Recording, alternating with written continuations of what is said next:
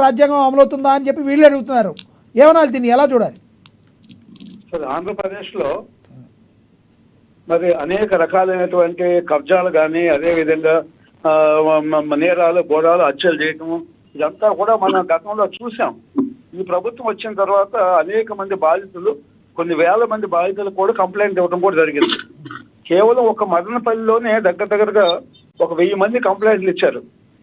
అది మా భూములు మొత్తం కూడా కబ్జా చేశారు, మా మీద దాడులు చేశారని. అంటే రాష్ట్ర వ్యాప్తంగా ఒక 50,000 దాకా కంప్లైంట్లు వచ్చినాయి రాష్ట్ర వ్యాప్తంగా ఆంధ్రప్రదేశ్లో. మరి ఇలాంటి పరిస్థితుల్లో ఎవరైతే ఈ కబ్జాదారులు అయితే ఉన్నారో, ఎవరైతే ఈ సంఘ విద్రోహ శక్తులు ఉన్నారో, వాళ్ళ మీద ఏ ప్రభుత్వం అయినా చర్యలు తీసుకోవాల్సిందే.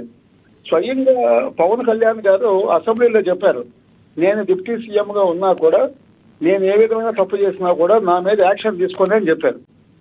ఎవరైనా ఆ పరిస్థితి, గత ప్రభుత్వం కానీ ఎవరైనా కానీ ఇంతవరకు నేను తప్పు చేస్తే నా మీద చర్య తీసుకోవాలని చెప్పినటువంటి పరిస్థితి మనం ఎప్పుడైనా చూసాం మనం?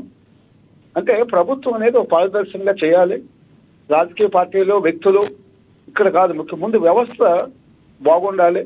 ఆంధ్రప్రదేశ్లో అన్ని రంగాలుగా అభివృద్ధి చెందాలంటే డెఫినెట్ గా ఈ రౌడీ షీటర్లని, ఈ ఎవరైతే ఈ దోపిడీదారులు ఉన్నారో వీళ్ళందరి మీద చాలా కఠినమైనటువంటి చర్యలు తీసుకోవాల్సిందే. అది జోగి రమేష్ మంత్రిగా ఉన్నప్పుడు మనం చూసాం మనం. ఆయన ఎన్ని నేరాలు చేశాడో, ఘోరాలు చేశాడో, మరి అవన్నీ కూడా మనం ఒక ఇన్సిడెంట్ కాదు, నంబర్ ఆఫ్ ఇన్సిడెంట్స్ ఉన్నాయి అనమాట. వీళ్ళు ఎవరైనా సరే కులాలకి, మతాలకి అతీతంగా ఆంధ్రప్రదేశ్ అన్ని రంగాలకు అభివృద్ధి చెందాలంటే, లా అండ్ ఆర్డర్ కంట్రోల్ ఉండాలంటే డెఫినెట్ గా ఈ ఎవరైతే ఈ భూ కుంభకోణాలు కానీ, అన్ని రకాలుగా జరిగినటువంటి దాడులు కానీ, మరి మాచర్ల ఇష్యూ అయితే మనం ఇంకా చెప్పాల్సిన పనే లేదన్నమాట. అదేవిధంగా మరి కడప జిల్లాలో కానీ, అనేక జిల్లాల్లో, చిత్తూరు జిల్లాలో కానీ జరిగినటువంటి ఏదైతే దాడులు ఉన్నాయో వీటన్నిటి మీద వ్యక్తులు ఎవరని కాదు, ఇక్కడ మాజీ మంత్రుల, ఎమ్మెల్యేల, ఎంపీలు కాదు, అందరికీ ఒకటే న్యాయం ఉంటుంది. చట్టం తన పని తను చేసుకుని వెళ్ళాలి. మా మంత్రి గారు అని చెప్పేసి ఆయన కోసం ప్రత్యేకించి ఆ మంత్రి గారికి చట్టం చుట్టం కాకూడదు.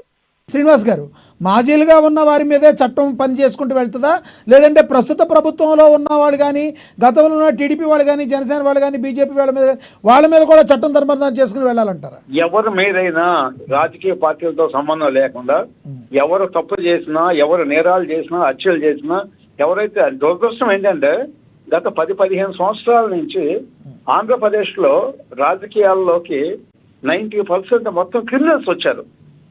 మొత్తం మాఫియా, ఆంధ్రప్రదేశ్ని మాఫియా చేశారు. ఇవాళ యువత కూడా అనేక రాష్ట్రాలకి, ఇతర రాష్ట్రాలకు వెళ్ళిపోయి వాళ్ళు అంటే ఉపాధి లేక అక్కడ ఉన్న పరిస్థితుల్లో ఉంటే మనం అందరం కూడా కేసుల్లో బుక్ అవుతామని చెప్పేసి, అంటే అక్రమ కేసులు పెడతారనేటువంటి ఉద్దేశంతో ఇతర రాష్ట్రాలకు వెళ్ళిపోయారు. ఇప్పుడే ఆంధ్రప్రదేశ్కి వచ్చేటువంటి పరిస్థితి మనం చూస్తున్నాం, ప్రశాంతంగా ఉన్నటువంటి పరిస్థితిని. ఇలాంటి పరిస్థితి ఎక్కడ ప్రశాంతంగా ఉందండి? అది వైట్ బుక్ శ్రీనివాస్ గారు, ఆంధ్రప్రదేశ్ లో ప్రశాంతత ఉందా? ఎవరు వాళ్ళ మీద చర్యలు తీసుకోవాలి. శ్రీనివాస్ గారు, ఆంధ్రప్రదేశ్ లో ప్రశాంతమైన వాతావరణం ఉందా? గడిచిన కొన్ని 50 రోజుల్లో మరి కొన్ని హత్యలు జరిగినది రాజకీయ హత్యలు అనుకోవాలా, ఒకరి మీద ఒకళ్ళు దాడులు చేసుకుని అనుకోవాలా, ఏమనుకోవాలి? లా అండ్ ఆర్డర్ బలంగా ఉందని నిరూపించుకుంటాకి ఏమన్నా జరిగిందా? ప్రశాంతంగా ఉంది అని చెప్పుకుంటాకి ఏదన్నా మీ దగ్గర ఏమన్నా సాక్ష్యాలు ఉన్నాయా? ప్రశాంతంగా ఉందని ఎలా స్టేట్మెంట్ ఇస్తారు మీరు? స్పష్టంగా చెప్తున్నాను. ఆంధ్రప్రదేశ్ లో మనకి వివేకానంద రెడ్డి గారి హత్య దగ్గర చూసుకుంటే మనకి ఇవాళ ఏ విధమైనటువంటి చివరికి న్యాయ వ్యవస్థను కూడా ఏ విధంగా అబాస్ పాలు చేశారు, సిబిఐని కూడా ఏ విధంగా బ్లాక్ మెయిల్ చేశారో చూసాం. మరి ఈ ప్రభుత్వం వచ్చినా కూడా కొన్ని పొలిటికల్ మర్డర్స్ జరిగినాయి అని చెప్పారు. ఆ మర్డర్స్ ఏమిటి, అవన్నీ కూడా బహిరంగంగా ఇన్ఫర్మేషన్ ఉంటే ఇస్తే ప్రభుత్వం యాక్షన్ తీసుకుంటామని చెప్పేసి డైలీ ఆ కన్సర్న్ మినిస్టర్స్, అదే హోమ్ మినిస్టర్ అనిత్ గారు ఉన్నారు కదా, వీళ్ళందరూ కూడా రెగ్యులర్ గా రోజు అసెంబ్లీ దగ్గర డైలీ చెప్తున్నారు. కానీ హత్యలు జరిగినాయి అన్నారు కానీ ఇన్ఫర్మేషన్ మా దగ్గర లేదంటున్నారు. అంటే పొలిటికల్ విమర్శలు కాకుండా ఈ రాష్ట్రం, గతంలో మనం తప్పులు చేశాము, అనేక ప్రజలు బుద్ధి చెప్పారు, ఇప్పటికన్నా కూడా సిగ్గు తెచ్చుకుని ఎలాంటి పరిస్థితి కాకుండా రాజకీయాలు పక్కన పెట్టి రాష్ట్రం అభివృద్ధి చెందేటువంటి వైపుగా చూడాలి.